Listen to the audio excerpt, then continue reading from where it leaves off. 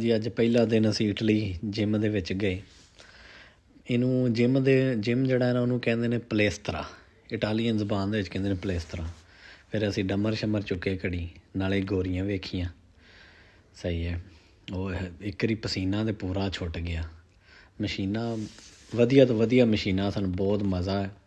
Italian ਸਾਰੇ ਮੇਰੇ ਵੱਲ ਵਹਿੰਦੇ ਹਨ, ਮੁੰਡਾ ਇੰਨਾ ਹੀ ਜ਼ੋਰ ਲਾਈ ਜਾਂਦਾ ਪਿਆ। ਫਿਰ ਮੈਂ ਮਸ਼ੀਨ ਦੇ ਉੱਤੇ ਜਿਹੜਾ ਨਾ ਦੌੜਨਾ ਸ਼ੁਰੂ ਕੀਤਾ। ਇਹ ਮਸ਼ੀਨ ਦੇ ਉੱਤੇ ਮੈਂ 123 ਦੀ ਸਪੀਡ 'ਤੇ ਫਿਰ ਦੌੜਿਆ। ਤੁਹਾਡੇ ਵੀਰ ਨੇ ਪੂਰੇ 14 ਮਿੰਟ ਜਿਹੜਾ ਨਾ ਫਿਰ ਦੌੜ ਕੇ ਨਾ ਸਾਰੇ ਗੋਰੇ ਮੇਰੇ ਵੱਲ ਵੇਖਣ। ਮੈਂ ਵੀ ਫਿਰ ਪੂਰਾ ਦੌੜਿਆ, ਪੂਰੀ ਦੌੜ ਲਾ ਦਿੱਤੀ। ਮੈਂ ਅੱਜ ਲੱਤਾਂ ਕੋ ਨਹੀਂ ਜਾਂ ਮੈਂ ਕੋ ਨਹੀਂ। ਫਿਰ ਥੋੜ੍ਹੀਆਂ ਜਿਹੀਆਂ ਲੱਤਾਂ ਨਾਲ ਗੋਡਿਆਂ ਨੂੰ ਟਾਈਟ ਕੀਤਾ।